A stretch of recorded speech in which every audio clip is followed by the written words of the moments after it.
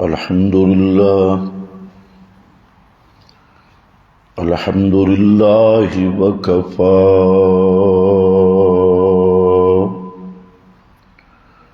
والصلاة والسلام على سيد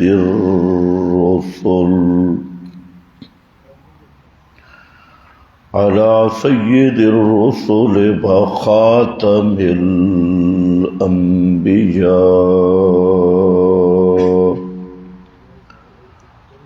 أما بعد فأعوذ بالله من الشيطان الرجيم.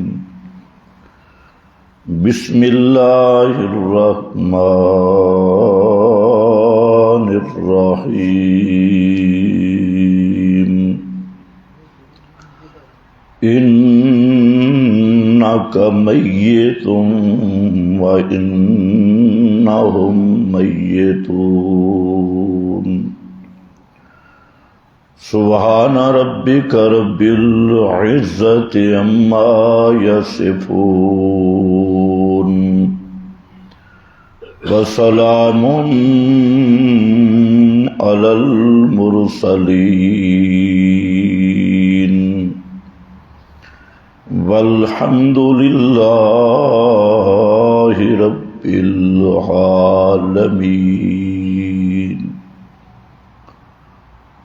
انتہائی قابل قدر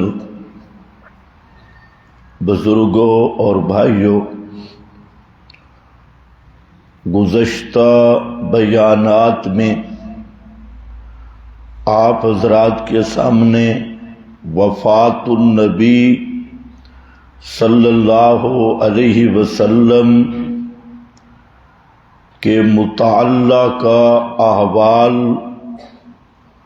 آپ حضرات کے سامنے ذکر کیے گئے. وفات النبی بھی سیرت کا ایک حصہ ہے، کیونکہ سیرت کہتے ہیں حالت کو. تو نبی کریم صلی اللہ علیہ وسلم کی سیرت کے احوال میں سے ایک حالت آپ کی وفات اور وفات کے حالات ہیں. لیکن افسوس یہ ہے کہ اس موضوع پر بیان نہیں کیا جاتا. اکثر جلسے اور کانفرنسیں وہ دوسرے عنوانات کے تحت ہوتی ہے. وفات النبی کے عنوان کو بیان کرنا اکثر لوگ اس سے کتراتے بھی ہیں اور ہچکچاتے بھی ہیں، کیونکہ ان کا یہ ذہن بنا ہوا ہے کہ پیغمبر کی وفات یا موت کا تذکرہ یہ ادب کے خلاف ہے. تو اس پر میں نے مفصل بات کر دی کہ موت یا وفات یہ پیغمبر کی عظمت شان ہے، پیغمبر کی توہین ہرگز نہیں. موت یا وفات کا لفظ یا حقیقت یہ اللہ رب العزت کی شان کے خلاف ہے، اس لیے کہ اللہ کی ذات الہ ہے اور الہ کی شان سے ہے ہمیشہ زندہ رہنا اور موت سے پاک ہونا. آپ صلی اللہ علیہ وسلم کی وفات کے متعلقہ کئی احوال آپ حضرات مسلسل سن چکے ہیں. گزشتہ جمعہ میں بھی میں نے آپ کے سامنے نبی کریم صلی اللہ علیہ وسلم کی وفات کا مضمون ذکر کیا. بعض چیزیں جو رہ گئی آج کی اس مجلس میں انہی کا بیان ہوگا. کہ پیغمبر کریم صلی اللہ علیہ وسلم پر موت آئی، اور موت بھی کیسے آئی کہ آپ کی روح مبارک آپ کے مقدس وجود سے منقطع ہو گئی۔ اور اس کی شہادت حضرت عائشہ رضی اللہ تعالی عنہا کی 2 حدیثیں میں پیش کر چکا ہوں، ایک بخاری سے کہ ھذا کساء نوزع فیہ روح رسول اللہ، کہ یہ وہ چادر مبارک ہے جس میں نبی کریم علیہ السلام موجود تھے اور آپ کی روح مبارک کو کھینچ لیا گیا، نکال لیا گیا۔ دوسری مسند احمد کی حدیث جس میں آپ فرماتی ہیں کہ لما خرجت نفسہ، جب پیغمبر کریم کی روح مبارک آپ کے وجود اقدس سے نکلی، لم اجد ریحا قط اطیب منہا، تو میں نے ایسی بہترین خوشبو محسوس کی کہ اس سے پہلے ایسی میں نے خوشبو کبھی نہیں پائی تھی۔ یہ حضرت عائشہ رضی اللہ تعالی عنہا کا فرمان ہے۔ پھر ایک تیسری حدیث میں حضرت عائشہ رضی اللہ تعالی عنہا نے یہ بھی ذکر کیا کہ پیغمبر کریم کی جب آخری حالت تھی، وفات کے بالکل قریب، تو حضرت عبد الرحمن حضرت عائشہ کے بھائی حضرت صدیق اکبر کے بیٹے یہ تشریف لائے اور ان کے ہاتھ میں مسواک تھی، تو نبی کریم صلی اللہ علیہ وسلم نے اس مسواک کی طرف دیکھا تو میں سمجھ گئی کہ شاید آپ لینا چاہتے ہیں، مسواک کرنا چاہتے ہیں، تو فرماتی ہیں کہ میں نے مسواک لیا اور اس کو اپنے منہ میں ڈالا، منہ میں ڈال کے اس مسواک کو نرم کیا اپنے دانتوں کے ساتھ، اور نرم کر کے نبی کریم علیہ السلام کو وہ مسواک میں نے دے دیا، تو آپ صلی اللہ علیہ وسلم نے وہ نرم کیا ہوا مسواک وہ استعمال کیا۔ یہ بیان کر کے اگلے ذرا جملے دیکھنے ہیں حضرت عائشہ رضی اللہ تعالی عنہا کے، فرماتی ہیں فَجَمَعَ اللَّهُ بَيْنَ رِیقِی وَرِیقِهِ، اللہ تعالیٰ کا یہ بھی مجھ پہ احسان اور انعام ہے کہ اللہ رب العزت نے جمع کر دیا میری لعاب اور نبی کریم علیہ السلام کی لعاب کو فی آخر یوم من الدنیا و اول یوم من الآخرہ۔ یہ بخاری ہے، فی اول یوم آخر یوم من الدنیا۔ حضرت عائشہ فرماتی ہیں کہ اللہ رب العزت نے میری لعاب اور نبی کریم علیہ السلام کی لعاب کو جمع کیا کب؟ جب آپ کی دنیاوی زندگی کا آخری دن تھا اور آخرت کی زندگی کا پہلا دن تھا۔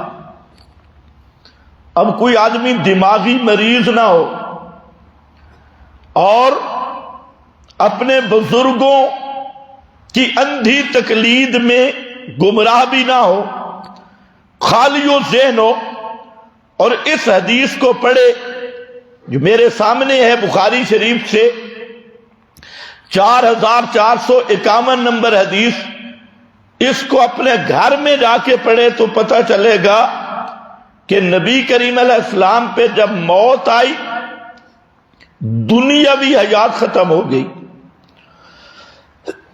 وہی دن تھا جو آخر یوم من الدنیا، دنیاوی زندگی کا آخری دن، وَأَوَّلَ يَوْمٍ مِّنَ الْآخِرَةِ، اور اخروی حیات کا پہلا دن۔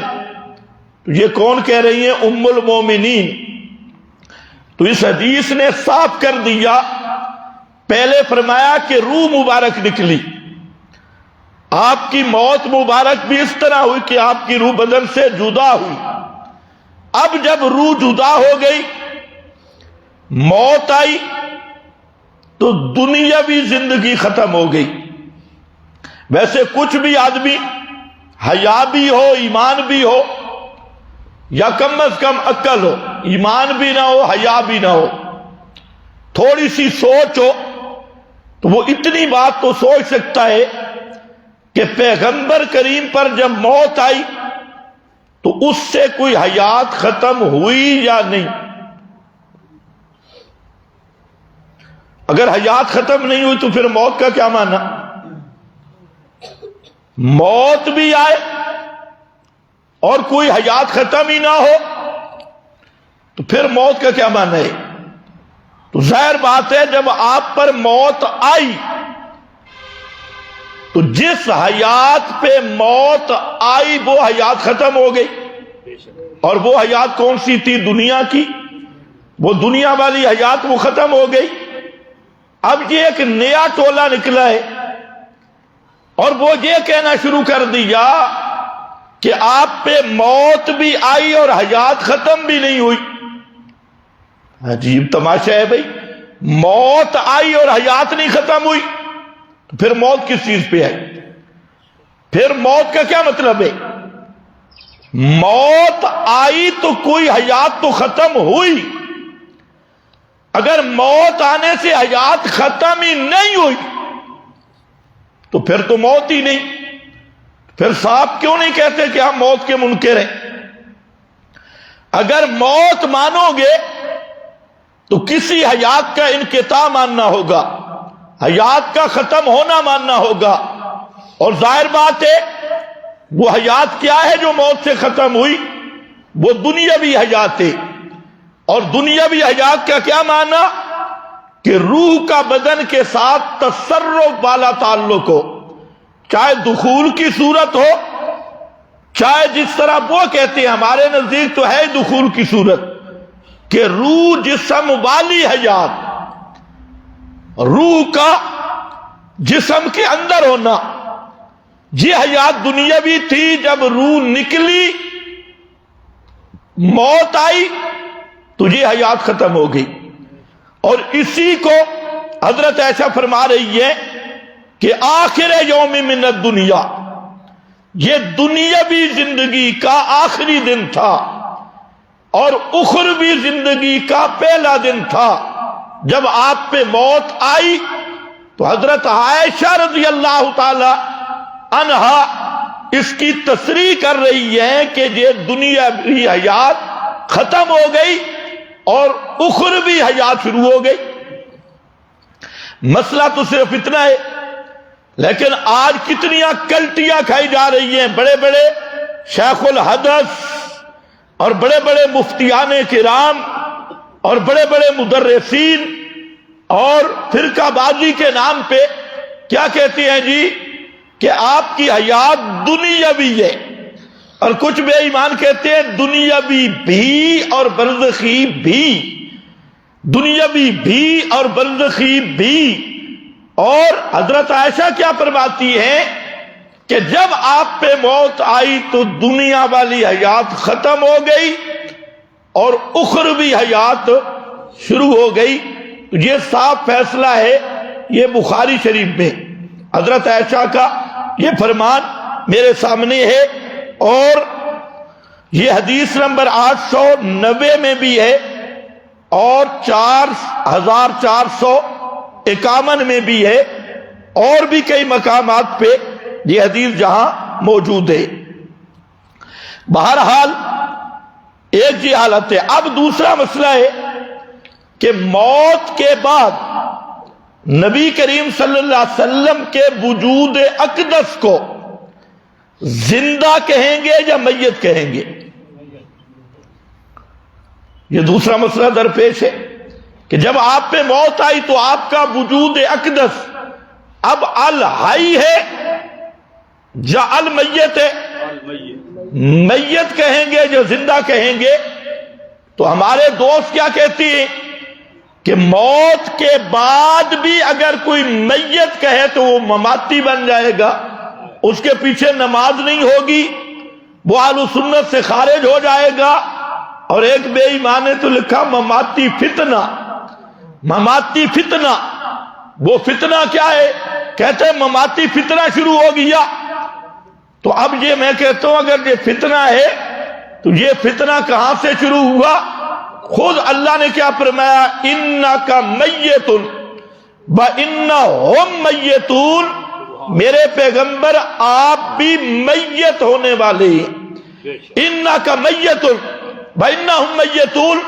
تو اب ان عقل کے اندھوں کو دیکھنا چاہیے کہ اگر پیغمبر کریم کی موت ماننا اور موت کے بعد آپ کے وجود اقدس پر میت کے لفظ کا اطلاق کرنا یہ فتنہ ہے، تو پھر تو ماشاءاللہ یہ فتنہ تو قرآن سے آ رہا ہے۔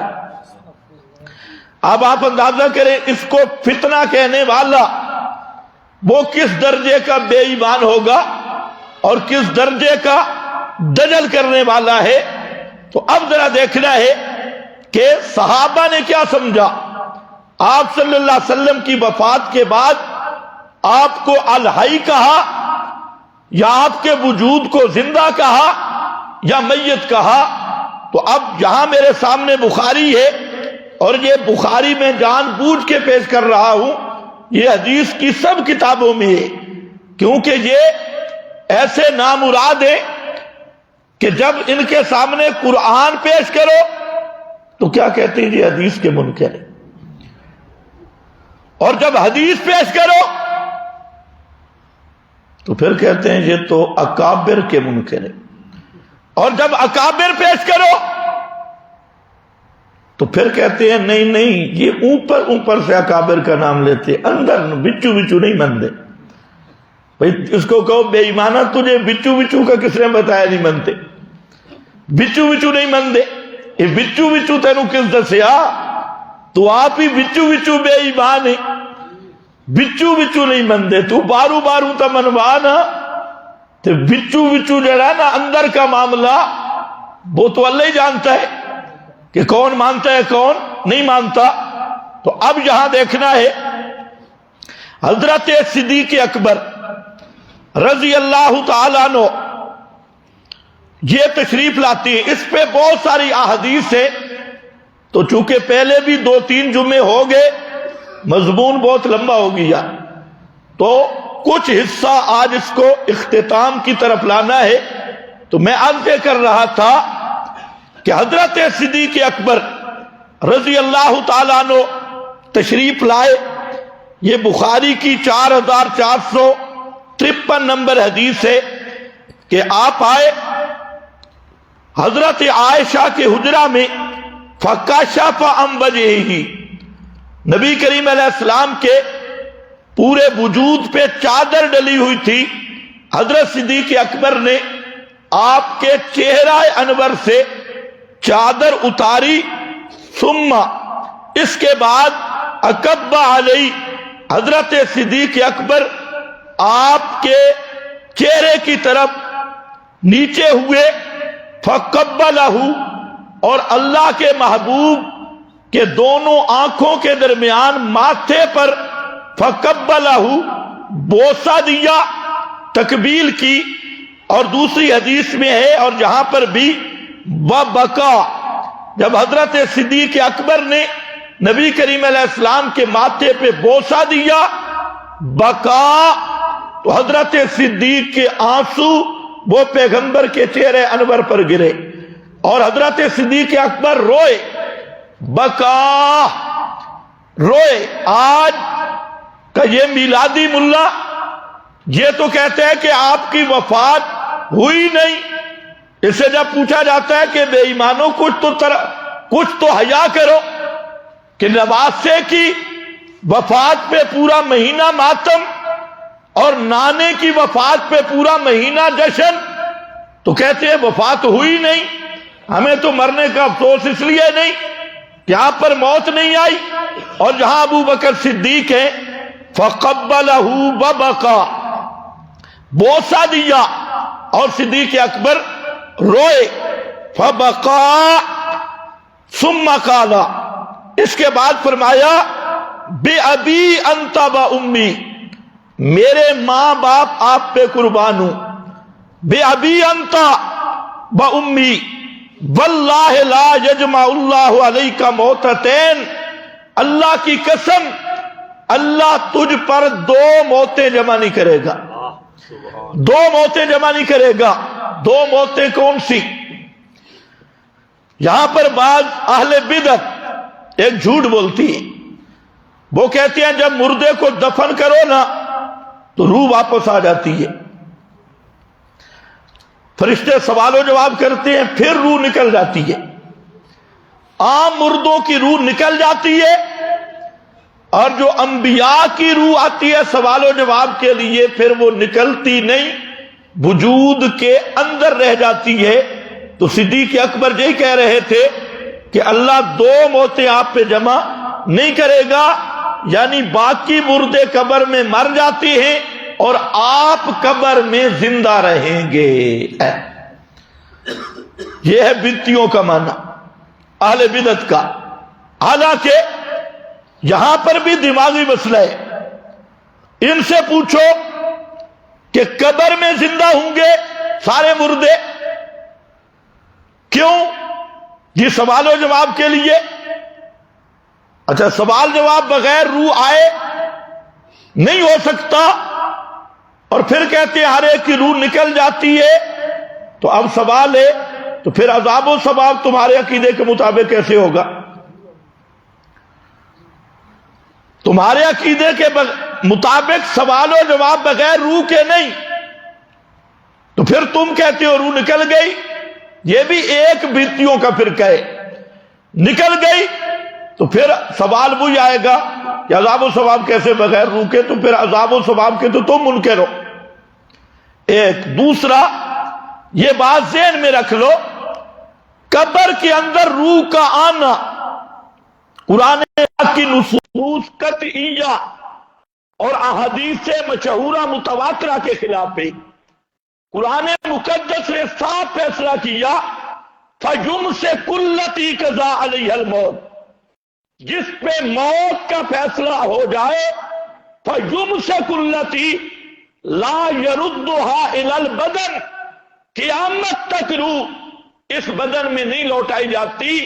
قیامت نفخہ ثانیہ، دوسری دفعہ جب سور پھونکا جائے گا تمام کی ارواح بدن میں آئیں گی، وَإِذَا النُّفُوسُ زُوِّجَتْ، اور یہ بھی تب ہوگا نفخہ ثانیہ کے بعد۔ اور اسی طرح اِنَّكُمْ بَعْدَ ذَلِكَ لَمَيِّتُونَ ثُمَّ إِنَّكُمْ يَوْمَ الْقِيَامَةِ تُبْعَثُونَ، دنیا والی زندگی کے بعد تم پہ موت آئے گی، اور مرنے کے بعد سب کی ارواح کو قیامت کے دن ان کے ابدان میں لوٹایا جائے گا۔ یہ قانون عام کتاب اللہ کا 100 کے قریب آیات میں موجود ہے کہ جو مر گیا قیامت تک اس کی روح اس بدن میں واپس نہیں کی جاتی۔ اب یہ جو ہے جی آئے گی۔ پھر نبی کریم علیہ السلام نے بھی فرمایا، موطا مالک میں امام مالک بھی، امام احمد بھی، امام شافعی بھی، تینوں امام اس حدیث کے راوی ہیں۔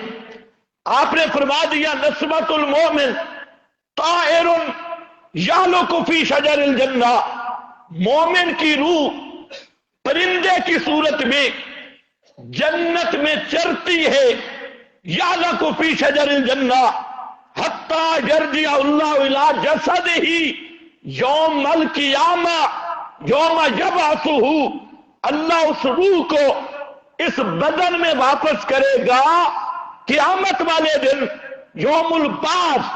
اور یہ وہ حدیث ہے، تین امام شافعی، احمد، مالک اس کے راوی ہیں، تو وہ فرما رہی ہے کہ پیغمبر کریم کا فرمان قیامت تک روح اس بدن میں نہیں۔ مسلم کی حدیث جس میں شہداء کی جو آرزو اور تمنا ہوتی ہے ان ترد ارواحنا فی اجسادنا، ہماری روحوں کو ان ابدان میں واپس کیا جائے۔ 40 سے زائد احادیث جس کو علامہ ابن عطیہ نے المحرر الوجیز میں متواتر کہا، علامہ ادریس کاندلوی نے معارف القرآن میں متواتر کہا، شاہ عبدالعزیز محدث دہلوی نے تفسیر عزیزی میں متواتر کہا، یہ متواتر احادیث بتاتی ہے کہ شہداء کی تمنا کے ان کی کو ان کے ابدان میں داخل نہیں کیا جاتا۔ اسی طرح بخاری مسلم کی اور بھی متعدد احادیث ہے۔ تو بہرحال پہلا تو یہ بنیاد ہی غلط ہے کہ قبر کے اندر پھر روح لوٹا دی جاتی ہے۔ اسی کو شاہ عبدالعزیز محدث دہلوی رحمت اللہ علیہ نے فرمایا یہ نص کے بھی خلاف ہے اور امت کے اجماع کے بھی خلاف ہے، دونوں چیزیں ہیں۔ پھر انبیاء سے سوال ہوتے ہی نہیں۔ ان عقل کے اندر ماسٹری پارٹی کو یہ بھی نہیں پتا۔ نبی کریم علیہ السلام سے سوال ہوگا من ربوں کا،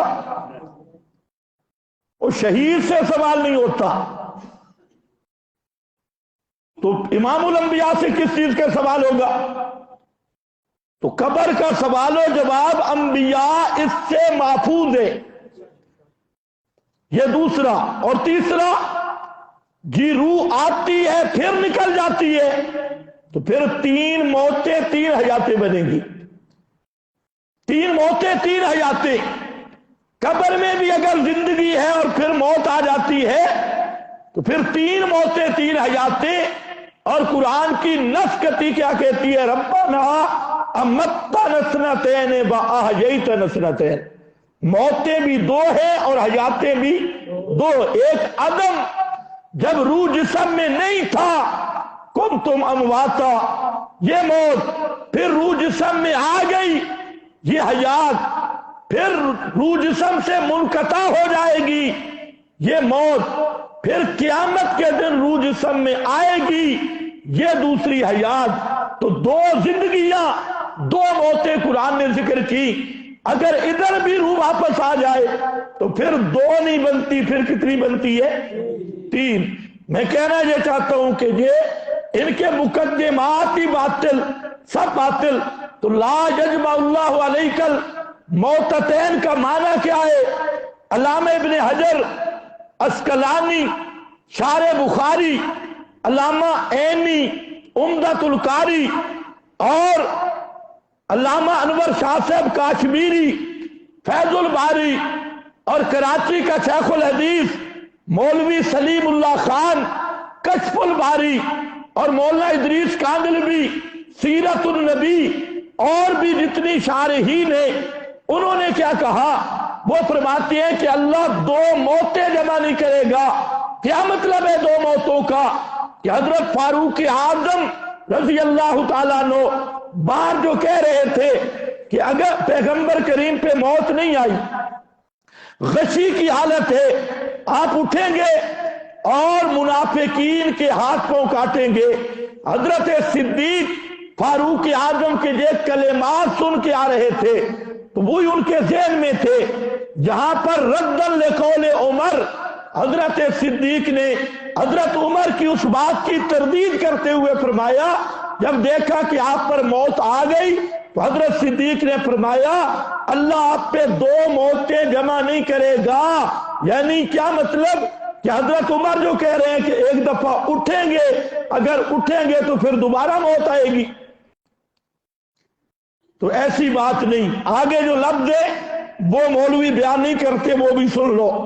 اما الموتۃ التی کتبت علیک فقد متها، جو موت اللہ نے لکھ دی تھی آپ کے حق میں، فقد متها، وہ موت آ چکی ہے، اب قیامت تک نہ روح بدن میں آئے گی اور نہ دوسری موت آئے گی۔ کتنا سامان ہے؟ اور جن حضرات کا میں نے نام لیا یہ سب کہتے ہیں احسن الوجوہ، اصل معنی ہے یہ، بعض نے اس کے کچھ اور معنی بھی کر دیے، دو موتوں سے مراد آپ کے جسم کی موت اور آپ کے دین کی موت۔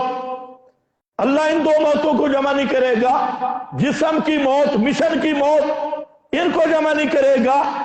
بعض نے کچھ اور معنی بھی کیے، لیکن اصل معنی یہی ہے لا یجمع اللہ علیک الموتتین، یہ کہا۔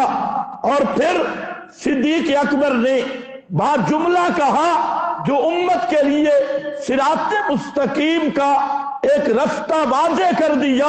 جب بوسہ دیا تو وہاں پر جملہ کہا طبت حیم و میتا، طبت حیم و میتا، کہ اللہ کے محبوب آپ زندہ تھے تب بھی خوشبودار تھے، اور آج آپ پہ موت آ گئی تو موت کے بعد آپ کو کیا کہیں گے؟ میتا۔ موت کے بعد آپ کو کیا کہیں گے؟ میتا۔ آج میت بھی آپ کی خوشبودار ہے، آپ کی میت بھی خوشبودار اور تر و تازہ ہے۔ حضرت صدیق اکبر نے ایک تو یہ فیصلہ کر دیا کہ موت کے بعد پیغمبر کریم کی وجود اقدس اس کو میت کہیں گے، الحی نہیں کہیں گے، اور میت کا اطلاق بالکل جائز ہے۔ اور دوسرا، حضرت صدیق نے پیغمبر کریم کی اس عظمت کو بھی بیان کر دیا، اس شان کو بھی، اس خصوصیت کو بھی بیان کیا جو پیغمبر کریم کی جیسے زندگی شان والی، آپ کا پورا ہر حالت شان والی، اسی طرح پیغمبر کریم کی وفات اور موت بھی شان والی، موت اور وفات کے بعد کے حالات بھی شان والے۔ آپ دیکھ لیں کوئی مردہ بھی ہو جس پہ موت ہے، مرا ہوا آدمی، کچھ لمحات گزرنے کے بعد اس کی میت سے بدبو اور سمائل شروع ہوتی ہے، پہلے کم ہوتی ہے پھر بڑھ جاتی ہے۔ یہ اللہ نے قانون رکھا ہے۔ اور جو زندہ ہے، زندہ آدمی کے وجود میں بھی بدبو ہے، تھوڑا سا پسینہ ہے اور پھر آپ ذرا کرو یہ اوپر اتر شتر لگاتا ہے، تو عام طور پہ انسانی جسم میں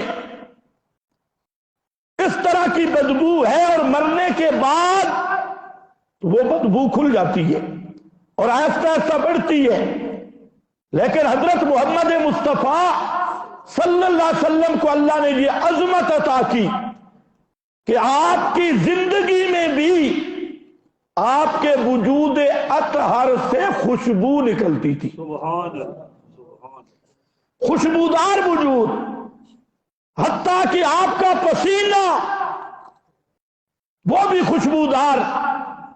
حضرت جابر بن سمرہ رضی اللہ تعالیٰ عنہ وہ فرماتی ہیں کہ میں بچہ تھا، نبی کریم علیہ السلام کے پاس گیا اور آپ صلی اللہ علیہ وسلم نے مسح خدی، آپ نے میری گال پہ یوں ہاتھ رکھا، فوجدت بردا، میں نے آپ کے ہاتھ کی ٹھنڈک محسوس کی، وریحن، اور ایسی خوشبو، ما شممت غیرہ، قط، پوری زندگی میں نے ایسی خوشبو محسوس نہیں کی تھی۔ حضرت جابر بن سمرہ کہتے اللہ کے محبوب نے میرے گال پہ ہاتھ رکھا، خد، اور میں بچہ تھا، تو آپ کے ہاتھ مبارک کی مجھے ایسی ٹھنڈک محسوس ہوئی اور ایسی ریحن، خوشبو، کہ میں نے پوری زندگی ایسی خوشبو کبھی نہیں سونگھی تھی۔ تو آپ کے وجود کو اللہ نے معطر بنا دیا اور آپ کے وجود سے خوشبو نکل رہی ہے، یہ آپ کے خصائص میں سے ہے۔ اسی طریقہ سے اور صحابی، کئی صحابہ، انہوں نے اس چیز کو بیان کیا کہ آپ صلی اللہ علیہ وسلم کے وجود اقدس سے جو پسینہ نکلتا وہ پسینہ بھی خوشبودار ہوتا، اور حتیٰ کہ آپ کے پسینہ کو شیشیوں میں جمع کر کے اس سے عطر کا کام لیا جاتا تھا، اور آپ کے پسینے کی خوشبو کا دنیا کا کوئی مسک، کوئی عطر اور کوئی خوشبو اس کا مقابلہ نہیں کر سکتی تھی۔ تو آپ کا وجود زندگی میں بھی خوشبودار، اور دوسری شان میتا۔ صدیق اکبر کہتے ہیں کہ اللہ کے محبوب جس طرح دنیا میں حالت حیات میں آپ کا وجود اقدس خوشبودار تھا، معطر تھا، آج موت کے بعد بھی آپ کا وجود اطہر اسی طرح خوشبودار ہے اور اسی طرح معطر اور پاکیزہ ہے۔ طیبہ طبت حیا و میتا،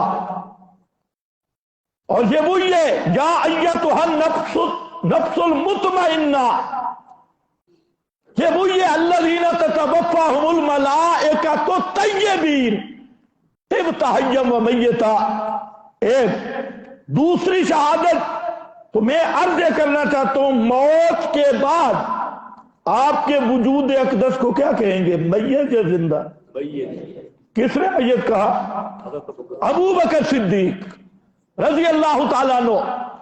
یہ بخاری ہے، اور ابن ماجہ اٹھا، وہاں پہ حضرت علی المرتضی رضی اللہ تعالیٰ عنہ۔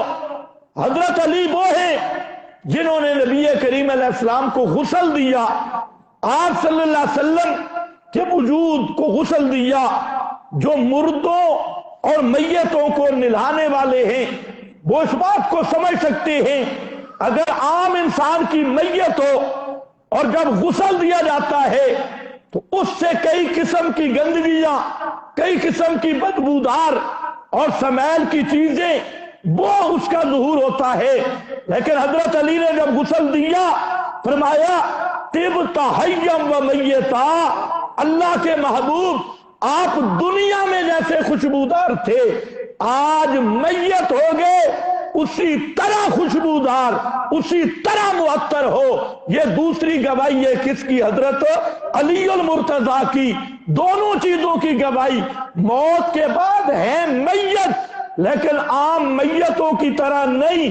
آپ کی میت کی شان جدا ہے، آپ کے میت کا درجہ جدا ہے، آپ کے میت کی عظمت جدا ہے، ہر میت میں بدبو ہے، لیکن حضرت محمد مصطفیٰ کی میت میں بھی وہ خوشبو ہے جس کی جنت کے مسک بھی مقابلہ نہیں کر سکتے۔ طبت حیا و میتا، کہ حضرت علی المرتضی۔ اب لگاؤ فتویٰ تھے مماتی، وہ صدیق اکبر ہے۔ حضرت عائشہ رضی اللہ تعالیٰ عنہ، حضرت عبداللہ ابن عباس، یہ ابن عباس میرے نبی کا کزن ہے، اور یہ وہ ہے جن کے لیے آپ نے تہجد کے وقت دعا کی، اور دعا کیا کی؟ اللہم علمہ التاویل، اللہ اس بچے کو قرآن کا مفسر بنا دے۔ سب سے بڑی دعا ہے، اس کو قرآن کی سمجھ دے دے، اس کو قرآن کا مفسر بنا دے۔ علمہ التاویل، دنیا گواہ ہے کہ حضرت عبداللہ ابن عباس سے بڑا مفسر ابو بکر، عمر، عثمان، علی کے بعد سب سے بڑا مفسر حضرت عبداللہ ابن عباس یہ تھے، اور ساری دنیا نے ان کی اس تفسیر کو مانا اور قرآن مقدس کی خدمت کی۔ تو بہرحال عبداللہ ابن عباس اور حضرت عائشہ صدیقہ، جو حضرت عائشہ صدیقہ سیدہ، کائنات میں اس کی مثال نہیں، انبیاء کی ازواج میں سب سے افضل سیدۃ النساء حضرت عائشہ صدیقہ رضی اللہ تعالی عنہا وہ ہے۔ دونوں کہتے ہیں، ذرا لفظ سننا، ان ابا بکر قبل النبی وہو میت، ابو بکر صدیق نے نبی کریم علیہ السلام کو بوسہ دیا وہو میت، اس حال میں کہ پیغمبر کریم کیا تھے؟ میتن. کیا تھے؟ میتن کا کیا معنی؟ آپ میت تھے. تو میت کون کہہ رہے ہیں؟ حضرت عبداللہ ابن عباس، حضرت عائشہ صدیقہ، وہ کہہ رہے ہو میتن. اور یہاں بخاری میں امام بخاری رحمت اللہ علیہ نے ایک چیپٹر دیا، عنوان دیا، اور عنوان یہ ہے باب الدخول علی المیت. میت کے پاس آنا.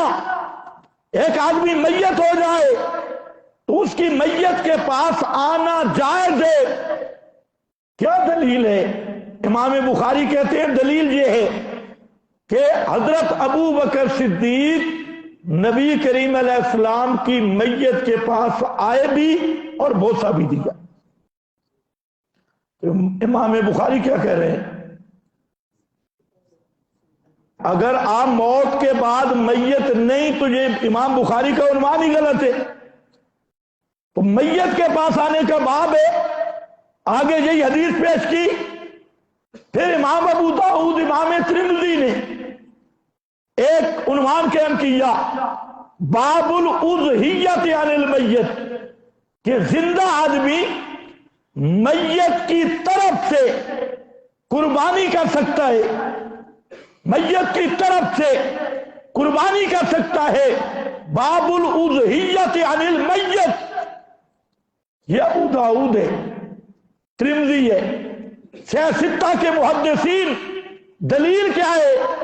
فرمایا حضرت علی المرتضیٰ نے موت کے بعد پیغمبر کی طرف سے قربانی کی. معلوم ہوتا ہے میت کی طرف سے قربانی کرنا جائز ہے. امام ابو داؤد سے کوئی پوچھے تو مماتی کب سے بن گیا؟ امام ترمذی سے کوئی پوچھے باب الاضحیۃ عن المیت کیوں کہا، عن الحی کے؟ یہاں تو ہمارے یہاں ایسا ٹولہ مینکوں کا کھڑا ہوا ہے جو کہتے ہیں میت کہنی بے ادبی ہے. اور اتنے بڑے بڑے امام ابو داؤد، امام ترمذی، امام بخاری، یہ بڑے بڑے آئمہ یہ باب قائم کر رہے ہیں، اور موت کے بعد پیغمبر کریم کے وجود اقدس کو میت کہہ رہے ہیں، اور باب اور عنوان قائم کر کے مستقل چیپٹر قائم کر کے یہ بات کر رہے ہیں. لیکن حیرانی کی بات ہے، اب ذرا آؤ فقہا کیا کہتی ہے. ہمارے مدارس میں سب سے اہم اور مشکل کتاب فقہ کی جو پڑھائی جاتی ہے اس کا نام ہدایہ ہے. اور الحمدللہ ہدایہ 98% مدرسین کو بھی نہیں آتا. 98% جو مدرس پڑھاتے ہیں الحمدللہ پکا جھوٹ بولتی اردو شروحات دیکھ کر. ہدایہ انتہائی مدقق بھی ہے، محقق بھی ہے، اور آج سے صدیوں پہلے گزرا. اگر آپ کسی حنفی مفتی سے پوچھیں ہدایہ کا مقام، اور یہ جو ہمارے غیر مقلد بزرگ ہیں یہ بھی ہدایہ پہ اعتراض کرتی، تو کئی دفعہ میں نے کہا کہ اگر تم میں جرأت ہے نا فقہ حنفی پہ اعتراض کرنے کی، تو کوئی غیر مقلد مولوی ہمت کرے اور صرف ایک صفحہ ہدایہ کا مجھے سمجھائے. بھائی اعتراض تو تب ہو کہ سمجھو. ایک بات کو تم سمجھے ہی نہیں اس پہ اعتراض کر سکتی ہو؟ بولو، ٹائم بڑا کم ہے. اس پہ اعتراض کر سکتی ہو؟ اور دنیا میں کوئی غیر مقلد مولوی وہ ہدایہ کا صرف ایک صفحہ سمجھا دے کہ یہاں صاحب ہدایہ کیا کہنا چاہتی ہے، اور وہ صفحہ ہمیں اختیار دے تو ہم انگلی رکھ دیں گے، اور نہیں تو خود وہ انگلی رکھ دے کہ یہ صفحہ میں سمجھاؤں گا. اور میں پورے تحدی کے ساتھ کہتا ہوں اس نسل میں ایک بھی ایسا نہیں پیدا ہوا جو ہمارے سامنے بیٹھ کے ہدایہ کا ایک صفحہ سمجھا سکے. کہ جب تم ہدایت کا ایک صفحہ سمجھانے کے قابل نہیں ہو پھر تمہیں شرم نہیں آتی پھر کانپی پہ اعتراض کرتے ہوئے فلانا مسئلہ جو ہے جی فلانا جو ہے جی. بھائی اعتراض تو تب کر کے پہلے سمجھ تو صحیح نا مسئلہ ہے کیا. اور اسی طرح ہماری للر برادری انہوں نے بھی ہدایت سمجھا نہیں. اگر ہدایت سمجھتے ایک مسئلہ میں آپ کو سمجھاتا ہوں. ہدایت کا مسئلہ یہ چلا کہ جنازہ میں تکرار ہے یا نہیں. تکرار کا مطلب بار بار پڑھنا کہ ایک آدمی کا ولی اور وارث جنازہ پڑھ لے دوبارہ جنازہ ہو سکتا ہے یا نہیں. صاحب ہدایہ کہتے ہیں نہیں ہو سکتا. دلیل کہتے ہیں دلیل یہ ہے جنازہ کس کا ہوتا ہے زندہ کا یا میت کا. جنازے کے لیے دو شرطیں ہیں ایک تو میت ہو دوسرا موجود ہو. پتہ نہیں تو میں سمجھ جی میت بھی ہو اور موجود بھی ہو. غیبانہ جنازہ نہیں. پیغمبر کریم کے کئی صحابہ دور دراز علاقوں میں فوت ہوئے شہید ہوئے آپ نے کسی کا غیبانہ جنازہ نہیں پڑھا. یہ جو نجاشی کی روایت پیش کی جاتی ہے کہ نجاشی بادشاہ کا آپ نے غیبانہ جنازہ پڑھا تو اس کے متعدد توجیحات محدثین نے لکھی. ان میں ایک یہ بھی ہے کہ درمیان کے پردے ہٹا دیے گئے اور نجاشی کی میت پیغمبر کے سامنے کر دی گئی تو ہمارے اعتبار سے وہ غیبانہ جنازہ تھا. پیغمبر کریم کے سامنے نجاشی کی میت کر دی گئی تو اس لحاظ سے وہ بھی غیبانہ جنازہ نہیں. اور اگر مان بھی لیا جائے تو اس کو کہتے ہیں واقعہ تو حال لا عموم لہا. ایک آدھ جزئی واقعہ جو ہو اس سے دین نہیں بنتا اس سے سنت نہیں بنتی. آپ نے بے شمار صحابہ جو بعد میں دور دراز علاقوں میں فوت ہوئے کسی کا جنازہ نہیں پڑھا غیبانہ جنازہ نہیں پڑھا. تو دو شرطیں ہو بھی میت زندہ کا بھی جنازہ بولو زندہ کا بھی جنازہ اور غیر کا بھی جنازہ نہیں. اب صاحب ہدایہ کی بات سنو. صاحب ہدایہ کہتے اگر جنازہ بار بار پڑھنا جائز ہوتا تو امت نبی کا جنازہ قیامت تک پڑھتی رہتی قیامت تک پڑھتی رہتی. کیوں؟ باقی جو مردے مثلا ایک مردہ بغیر جنازے کے دفن ہو گیا اس کا جنازہ نہیں ہوا تو فقہا کہتے ہیں اتنا اندازہ کرو کہ جب تک میت محفوظ عادت رہتی ہے اور وہ 3 دن 4 دن گرمیوں سردیوں کے موسم کا اعتبار کر کے عادتاً اتنی میت محفوظ رہ سکتی ہے تو اس لحاظ سے آپ جنازہ قبر پہ پڑھ سکتی ہے. لیکن اگر مدت زیادہ گزر گئی تو میت موجود ہی نہیں محفوظ ہی نہیں تو اس کا جنازہ نہیں ہوگا. صاحب ہدایہ کہتے ہیں اے لوگو ہوَل یوم کما بُذِیا اللہ کے محبوب پیغمبر کا پاک وجود آج بھی قبر انور میں اسی طرح میت معطر موجود ہے کما بُذِیا جس طرح پہلے دن رکھا گیا تھا. الیوم کما بُذِیا یہ ہدایہ ہے. آپ کی میت مبارک آج بھی قبر میں معطر بھی ہے محفوظ بھی ہے. اگر جنازہ جائز ہوتا تو قیامت تک امت پیغمبر کا جنازہ پڑھتی رہتی. صحابہ تابعین تبا تابعین کا بار بار جنازہ نہ پڑھنا اس بات کی دلیل ہے کہ جب وارث جنازہ پڑھ لے اب دوبارہ جنازہ پڑھنے کی اجازت نہیں ہے۔ لیکن بات کیا کی صاحب ہدایہ نے کہ آج بھی پیغمبر کریم کی میت مبارک اسی طرح موجود ہے کما بوذیا، اور امام سرخسی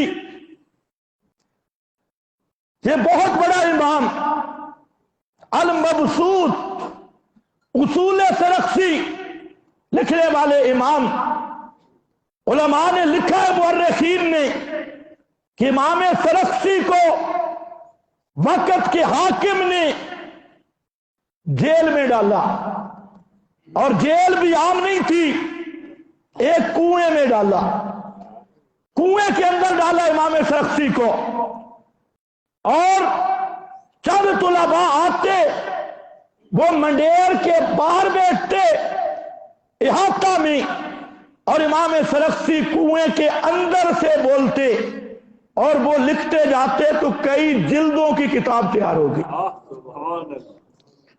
یہ وہ امام سرخسی، اسی مسئلہ کو بیان کرتے ہوئے امام سرخسی لکھتا ہے الآن کما بوذیا، آج بھی محمد مصطفیٰ کی میت مبارک الآن کما بوذیا، اس گھڑی بھی اسی طرح محفوظ بھی، اسی طرح معطر بھی، اسی طرح میت بھی موجود ہے۔ یہ امام سرخسی کی شہادت ہے۔ اور علامہ ابن کثیر جو محدث بھی ہے، مورخ بھی اور مفسر بھی ہے، اس نے البدایہ میں اس کی وضاحت کرتے ہوئے فرمایا ہوگا کل میت اليوم، آج بھی پیارے پیغمبر کی میت مبارک کل میت اليوم اس طرح ہے جیسے آج آپ پر موت آئی ہو، ترو تازہ کل میت اليوم۔ یہ علامہ ابن کثیر ہے البدایہ والنہایہ، اس میں لکھنے والا۔ تو میں عرض یہ کر رہا تھا کہ آج کچھ لوگ اس پر مصر ہو رہے ہیں کہ موت کے بعد جو میت کہے یا آپ کی موت کی بات کرے تو وہ اہل سنت نہیں، اس کے پیچھے نمازیں نہیں، اور وہ گستاخ ہے، وہ بھی ادب ہے۔ تو میرا بھائی، یہ قرآن، یہ پیغمبر کا فرمان، یہ صحابہ، یہ تابعین، یہ تبع تابعین، حتیٰ کہ ہر مذہب کے امام، ہر مذہب کے مجتہدین، یہ سب کے سب پیغمبر کے لیے موت بھی ثابت کر رہے ہیں، اور موت کے بعد کیا کہتے ہیں کہ آپ کو کیا کہیں گے؟ میت یا زندہ کہیں گے۔ اچھا ایک اور مثال سنو، قرآن پاک میں آیت ہے لا ترفعوا اصواتکم فوق صوت النبی، پیغمبر کی آواز سے اپنی آواز بلند مت کرو۔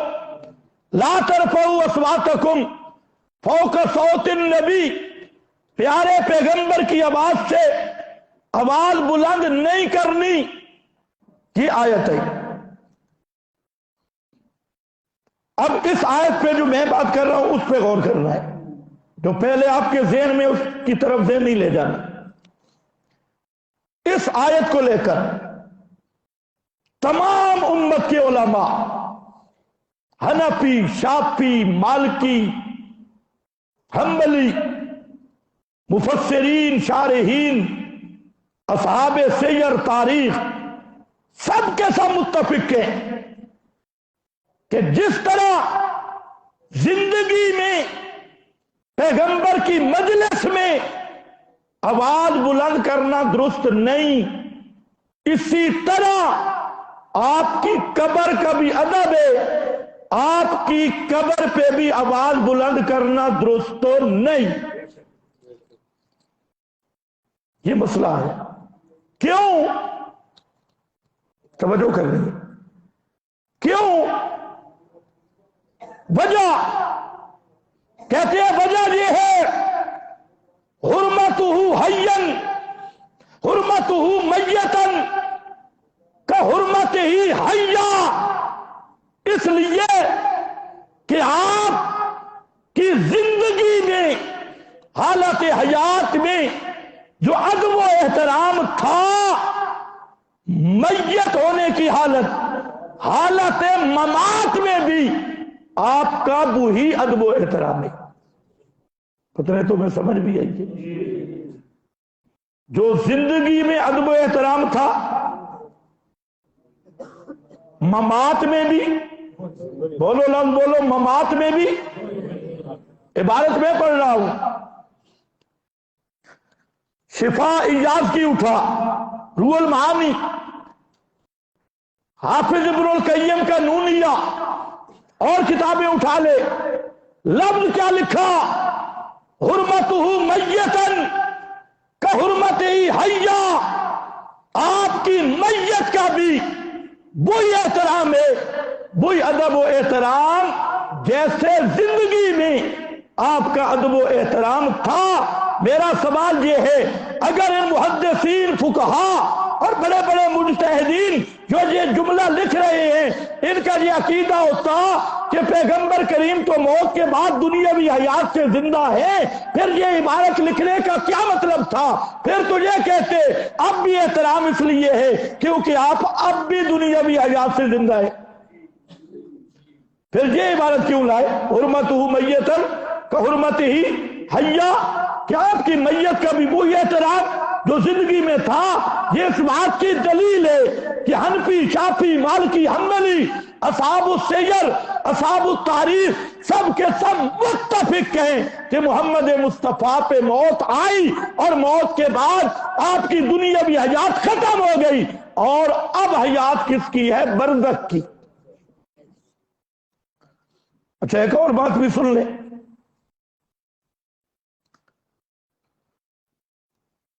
بات مشکل تو نہیں ہو رہی؟ خیر تھوڑی ہو بھی گئی، خیر ہے، دوبارہ سن لینا، ریکارڈ ہو رہا ہے، دوبارہ سن لینا۔ اب یہ باتیں وہ ہیں جو بڑے بڑے مولویوں کی کھوپڑی میں نہیں آتی۔ ایک مولوی صاحب کہہ رہا تھا، دیکھو نا، لا ترفعوا اصواتکم فوق صوت النبی، یہ حیات النبی کی دلیل ہے۔ میں کہا گدھیا تجھے پتہ ہی نہیں ہے، تو کبھی علم کے قریب ہی نہیں آیا۔ حرمتہ میتن کا حرمتہ حیا، اشاعت التوحید سے پیغمبر کا ادب سیکھ۔ ہم کہتے ہیں جس طرح زندہ نبی قابل احترام ہے، اسی طرح نبی کی میت بھی قابل احترام ہے۔ جس طرح زندہ نبی کی مجلس وہ قابل احترام ہے، اسی طرح میت نبی کی قبر اور روزہ وہ بھی قابل احترام ہے، قابل ادب ہے۔ جو زندہ نبی کی مجلس کی توہین کرے وہ بھی کافر بے ایمان ہے، اور جو میت نبی کے قبر انور کی توہین کرے وہ بھی لعنتی اور مردود ہے۔ بات سمجھتے ہی نہیں۔ اچھا صحابی کس کو کہتی ہیں؟ موٹی موٹی گل، جو ادھر جملے میں ادھر جمعہ پڑھتے ہو وہ بولے صحابی کس کو کہتی ہے؟ اچھا تسی بھی پھنس گئے، یہ سب نہیں دیکھا، عبداللہ ابن ام مکتوم نہیں دیکھا، جس نے ایمان کی حالت میں نبی پاک کو دیکھا ہو۔ میں نے کہا حضرت عبداللہ ابن ام مکتوم صحابی ہے، دیکھا نہیں ہے، پھر ہاں صحابی کس کو کہتی ہیں؟ رویا دیکھنا سیکھنا نہیں، یہی دھوکہ لگا اس جہنم کے باندر کو، جس کو اتنی بھی سمجھ نہیں آئی کہ صحابی کہتے کس کو ہیں؟ کہتے ہیں بعض صحابہ منافق تھے، دو رب ایمان۔ جو صحابی ہے وہ منافق کیسے؟ جو منافق ہے وہ صحابی کیسے؟ لیکن اس گدھے کے گدھے کو اتنا بھی پتہ نہیں۔ کہتے ہیں بعض صحابہ منافق تھے، بعض صحابہ نے یہ کیا، وہ لفظ آ گیا نا اصحاب کا، تو اصحاب کا اس نے لغوی معنی لے لیا. اصحاب کا لفظ لغوی معنی کو اصطلاح پہ فٹ کیا، اور جو اتنا بڑا جاہل ہو جس کو لغوی معنی اصطلاحی معنی کا فرق ہی معلوم نہ ہو، وہ بھی سوشل میڈیا پہ محقق علی الاطلاق ہے، لیکن ہے کاف کراچی والا کھرک المحقق. نبی کا لغوی معنی کیا ہے؟ بلند شان والا، بلند شان والا، بلند. بلکہ نبی کا لفظ نبوہ سے، نبوہ کہتے ہیں ٹیلا کو، زمین کی سطح، زمین سے اونچی جگہ. اب جہاں آپ ٹیلا دیکھیں گے اس کو نبی کہہ دیں گے. وہ لغت میں معنی ہے، اور اصطلاح میں معنی کہ وہ ہستی جس کو اللہ نبوت عطا کرے. نبوت ایک منصب ہے. اب ایک آدمی لغوی معنی لے لے، جو نبی نبا ان سے لے، نبا ان کا معنی عام خبر دینے والا. تو یہ سارے اخبار بیچنے والے اور یہ ٹی وی والے، اور ان کو آپ نبی کہہ دیں گے کہ یہ خبریں دیتی ہیں. یہ جیل بھی باندر کی طرح کہ یہ بھی تو خبریں دیتے ہیں، لہذا یہ بھی نبی ہے. اس جاہل کو یہ نہیں پتا ایک لغت میں معنی ہوتا ہے، ایک معنی اصطلاح میں ہوتا ہے. لغت میں معنی صاحب کا، سنگت والا، ساتھ والا. لغت میں معنی اہل کا، گھر والے. اب صرف ساتھ والے کا تو کوئی فضیلت نہیں. ساتھ والے تو نواز شریف کے ساتھ والے بھی ہیں، عمران خان کے ساتھ والے بھی ہیں، مریم نواز کے ساتھ والے بھی ہیں، فضل الرحمان کے ساتھ والے بھی ہیں. تو ساتھ والوں میں تو کوئی فضیلت نہیں. صاحب الفرس بھی ہے، صاحب الحمار بھی ہے، یہ لغوی معنی ہے. لیکن میرا بھائی جب آ گیا نا پیغمبر کی نسبت، صحابی سن کس کو کہتے ہیں؟ من لقی النبی بالایمان. صحابی وہ خوش نصیب انسان ہے جو ایمان کی حالت میں جس کو پیغمبر کی مجلس نصیب ہو گئی. ایمان کی حالت میں جس کو پیغمبر کی مجلس نصیب ہوئی. جب صحابی کا معنی یہ ہے ایمان کی حالت میں نبی کی مجلس نصیب ہونا، اب کوئی منافق کو صحابی کہے یا صحابی کو منافق کہے تو اس خنزیر کے نطفے سے بڑا جاہل کائنات میں کوئی نہیں ہے. جب من لقی النبی بالایمان کی قید لگی ہے، پھر منافق صحابی کیسے بن سکتا ہے؟ صحابی منافق کیسے بن سکتا ہے؟ تو یہ ہے وہ گدھا، اور اسی نمونے کے گدھے صحابہ پہ اعتراض کرنے والے صحابی کی تعریف نہیں سمجھتے. اچھا، جو مجلس سے پیغمبر نصیب ہو کس حالت میں؟ ایمان کی حالت میں. ایک سوال ہوگا سب محدثین پہ، فتح الباری اٹھاؤ ابن حجر کی، اور اصحاب النبی کا جہاں چیپٹر شروع ہے بخاری کا، وہاں پر ابن حجر نے تمہید لکھی، شارح بخاری نے. بعض لوگوں نے کہہ دیا پیغمبر کریم کی وفات سوموار والے دن ہوئی اور آپ کا دفن چند دن بعد ہوا. اب اس درمیان میں کچھ لوگ آئے. اگر کوئی آئے اور پیغمبر کریم کی میت مبارک کو دیکھے بھی صحیح، جہاں آپ کی میت مبارک رکھی ہے وہاں آئے بھی صحیح، وہ صحابی بنے گا یا نہیں؟ ایک سوال تھا. آپ میری بات سمجھ گئے؟ ایک سوال ہوا محدثین پر کہ یہ جو درمیان کی حالت ہے، اس میں اگر کوئی آپ کی میت مبارک کے پاس آئے وہ صحابی بنے گا؟ محدثین کہتے ہیں نہیں، صحابی نہیں بنے گا. کیوں؟ اس لیے کہ آپ کی میت کے پاس آنا اور ہے اور آپ کے پاس آنا اور ہے. سبحان اللہ. آپ کی میت کے پاس آنا اور ہے، آپ کی میت یا قبر پہ آنا یہ آپ کی مجلس سے نہیں. کیوں؟ کہ آپ دنیا میں ہیں ہی نہیں. اب جو جائے گا وہ آپ کی قبر پہ جائے گا. قبر پہ جانا اور ہے، پیغمبر کے پاس جانا اور ہے. اب وقت ختم ہے، نہیں تو میں یہاں ایک بات عرض کرتا.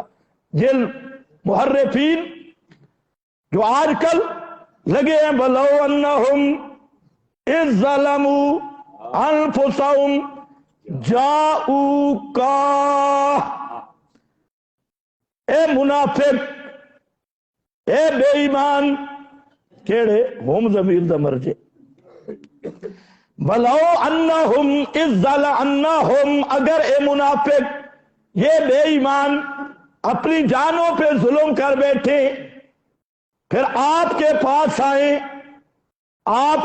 آئیں اللہ سے معافی مانگیں، آپ بھی ان کے لیے استغفار کریں تو اللہ ان کو معاف کر دے گا.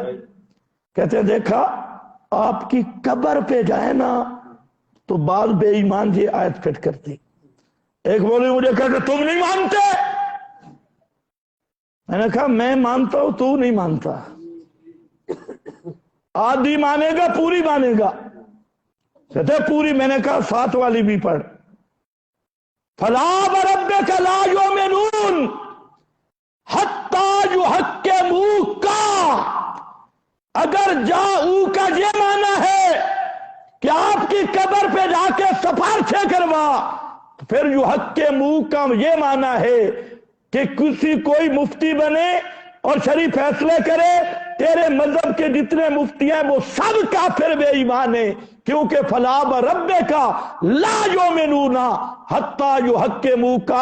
قرآن نے فتویٰ دیا تیرے رب کی قسم یہ پکے بے ایمان ہیں جب تک مسئلہ تجھ سے حل نہ کروائیں. فیصلہ کس سے کروانا ہوگا؟ یحکموک. سارے بولو یحکموک. فیصلہ نبی سے کروانا ہوگا. کہ مفتی شیب کے پاس جو گیا، ایک مفتی کے پاس ایک گیا، حضرت عمر نے اس کی گردن اتار دی. پیغمبر کی حیات میں وہ دوسرے مفتی اعظم کے پاس چلا گیا، یہودی کے پاس. نہیں یاد؟ حضرت عمر نے اس کی گردن اتار دی. یہ معنی ہے. میں نے کہا مولوی جی جاؤ کا اب بھی حکم باقی ہے نا، پھر یحکموک کا اب بھی حکم باقی ہے. پھر تمہارے طبقے میں ایک بھی انسان کا بچہ مسلمان نہیں ہے، اور کافر بھی ہے، منصوص کافر. فلا وربک لا یؤمنون حتی یحکموک. کہتے ہیں نہیں یہ آیت تو آپ کی زندگی کے ساتھ خاص ہے. میں نے کہا اور جاؤ کا لکھی تھے. یہ کہتے ہیں جی معارف القرآن میں لکھا ہے. میں کہا واہ بڑی آسمانی کتاب ہے. معارف القرآن میں 200 سے زیادہ جھوٹ لکھے اور زبردست جھوٹ ہے.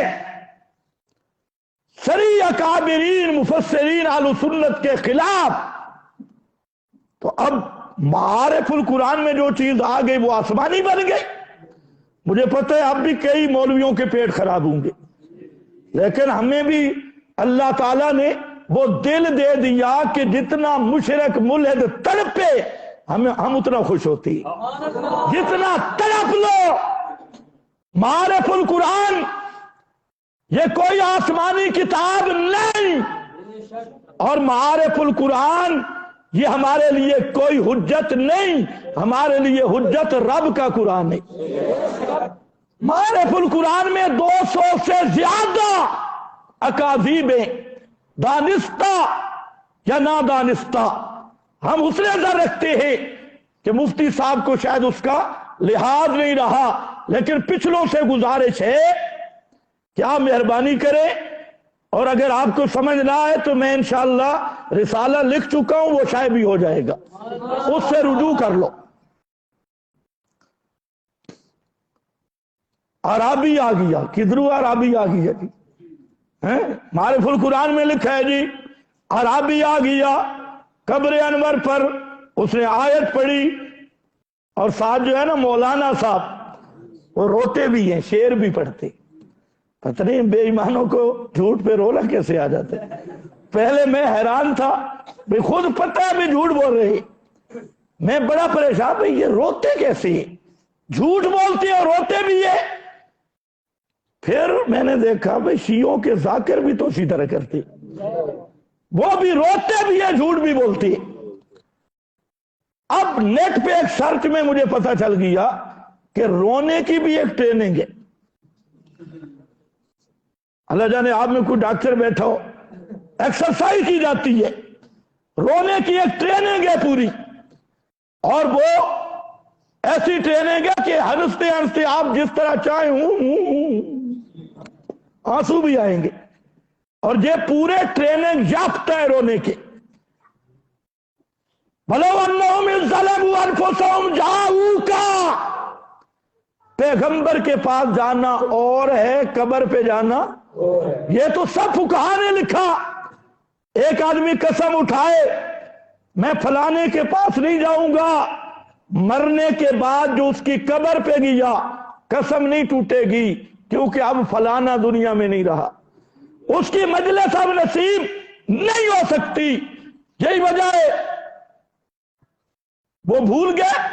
پیغمبر کے صحابہ سب کھڑے ہیں مسجد نبوی کے سامنے، مسجد الغمامہ اب بھی موجود ہے، اس پہ سب صحابہ ہیں، ساتھ پیغمبر کریم کی قبر ہے، بخاری شریف، کاٹ پڑا ہوا ہے۔ حضرت فاروق اعظم حضرت عباس کو منبر پہ بٹھاتی ہیں، اور وہاں جملہ دیکھنا، کہتے ہیں اللہم انا نتوسل الیک بنبیک، اللہ جب پیغمبر زندہ تھے تو ہم دعائیں تیرے نبی سے کرایا کرتے تھے، آج پیغمبر زندہ نہیں رہے، نتوسل بعم نبیک، آج پیغمبر کا چچا ہے، اس سے ہم دعا کروانا چاہتی ہیں، اللہ اس کی دعا قبول کر لے۔ حضرت عباس منبر پہ کھڑے ہو کے دعا کر رہے ہیں، بارش کی، ابھی منبر سے اترے نہیں تھے کہ موسلا دھار بارش شروع ہوگی۔ یہاں پر حافظ ابن القیم، ابن تیمیہ، بڑے بڑے ائمہ، علامہ ابن عبد الہادی یہاں پر کہتی ہیں مجھے ایک سوال کا جواب دو، اگر صحابہ کا یہ عقیدہ ہوتا کہ پیغمبر کریم قبر سے سنتے ہیں، سفارشیں کرتے ہیں، تو نبی کی قبر کو چھوڑ کر وہ حضرت عباس کے پاس جاتے دعا کروانے کے لیے۔ زندگی میں صحابہ پیغمبر سے دعا کرواتی ہیں، اور وفات کے بعد ایک صحابی بھی ایسا نہیں جس نے پیغمبر کریم کی قبر پہ جا کے دعا کروائی ہو، ایک بھی نہیں، تابعی نہیں، صحابی نہیں۔ تو پیغمبر کریم کی قبر سے دعا کروا، ہاں یہ عرابی آ گیا، مارو عرابی، صحابی کیوں نہیں آیا؟ ابو بکر صدیق کیوں نہیں آئے؟ فاروق اعظم کیوں نہیں آئے؟ عثمان، علی، حضرت حسین کربلا میں جا رہے ہیں، پیغمبر کی قبر سے قبر پہ آ کے سفارشیں کیوں نہیں کرائیں، مشورے کیوں نہیں لیے؟ اور حضرت عثمان مدینہ میں بیٹھے ہیں اور محاصرے میں ہیں، باغیوں کا محاصرہ ہے، اور حضرت عثمان قبر کے پڑوس میں ہیں، آپ تو نہ سفارش کراتی ہیں اور نہ مشورہ کرتے ہیں۔ اور تعجب ان پہ نہیں، تعجب ان مولویوں پہ ہے کہ ایسے لوگ جو کہتے ہیں موت کے بعد ہم مشورے بھی کرتے ہیں، سفارشی بھی مانتے ہیں، عادتاً سننے کے قائل بھی ہیں، ایسے بے ایمانوں کو جو مسلمان کہتا ہے اور اسے مسلمان سمجھتا ہے، ان گدھوں پہ اور ان بے وقوفوں پہ تعجب ہوتا ہے۔ پتہ نہیں تمہیں سمجھ آئیے کہ بے شک ذرا مہنگا ہو گئی ہے۔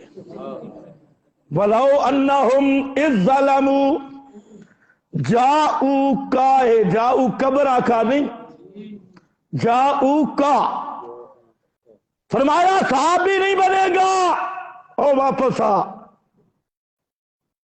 آپ کی میت کو دیکھنے والا صحابی نہیں بنے گا۔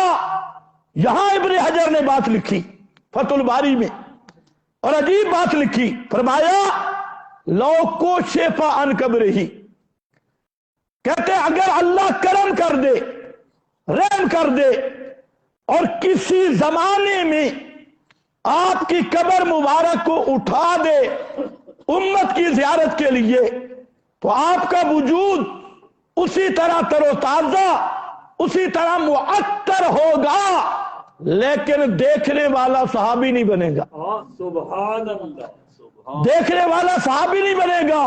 क्यों?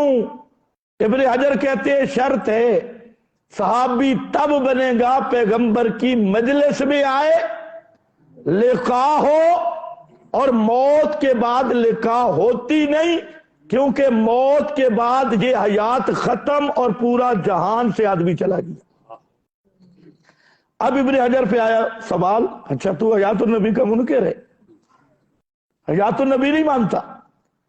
इब्ने हजर ने यहां लिखा हयातुन नबी बरहक है। जो हयात शुहदा मानता है वो हयात नबी का कैसे मुनकिर हो सकता है? समझो है ना। लेकिन डंडी कहां से मारती है? नाम हयात शुहदा का लिया और मेंढक की तरह जंप लगाया हयातुल अंबिया की तरह। पहले तो ये फैसला करना शहीद कहां जिंदा है। तो जैसी हयात शहीदों को मिली, इससे बेहतर उसी किस्म की हयात अंबिया को मिली है। उससे बेहतर उसी किस्म की हयात अंबिया को मिली है। और एक बात मैं अर्ज कर दूं, ये जो कहा करते हैं इबारतुन नस दलालतुन नस, इनको ये भी नहीं पता कि जो चीज इबारतुन नस से साबित होती है वही चीज बतरीके औलबियत दलालतुन नस से साबित होती है। लेकिन इनमें कोई ऐसा मुल्ला नहीं है जो दलालतुन नस की तारीफ कर दिखाए। बस काला बाबा सुजूती, काला बाबा समूदी, काला फला। तो दलालतुन नस इल्लत लुग़विया पे हुक्म लगाया जाता है। लेकिन सवाल यह है, ला तक़ूलू लिमन युक़तल, वहां कत्ल इल्लत है, जुदारुल हुक्म अला इल्लत ही, जहां इल्लत होगी तो हुक्म पाया जाएगा। आपके लिए इतना काफी है, वापस आ जाए, साबी नहीं बनेगा। उन्हें कहा कि हयात है, लेकिन ये हयात जो है लम सुनना उखरबियतुन, ये बरज़खी हयात है। अगला लम ला तुशबिउ हाज़िल हयात, ये जो हयात है मौत के बाद वाली, ये दुनियावी भी नहीं और दुनिया की सी भी नहीं, दुनियावी भी नहीं और दुनिया की सी भी नहीं। ला तुशबिउ हाज़िल हयात, वो हयात खालिस बरज़खिया, खालिस उखरबिया हयात है, वो दुनियावी भी नहीं, दुनिया जैसी भी नहीं। तो इस उन्वान पर मैंने बात की कि मौत का लफ्ज ये नबी की शान के खिलाफ नहीं।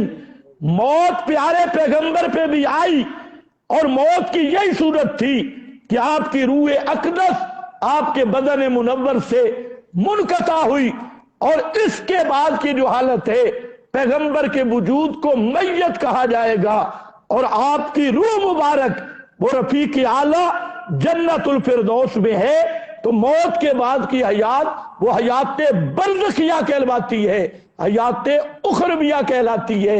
वो दुनिया भी नहीं, दुनिया की सी भी नहीं। हमारा जमाती इज्तिमा पंजपीर वो आज से शुरू हो चुका है। तो अब सब साथियों से गुजारिश है कि जहां तक मेरी आवाज जाए, ये 4 रोजा इज्तिमाए कल से शुरू हुए। आज इंशाअल्लाह इशा के बाद मैंने भी वहां जाना है, और जितने साथी हो कम से कम अपने जमाती इज्तिमा में शिरकत करें। तमाम जमात के उलमा अकाबिर मशाइख के बयानात सुने। बाखिर दावाना।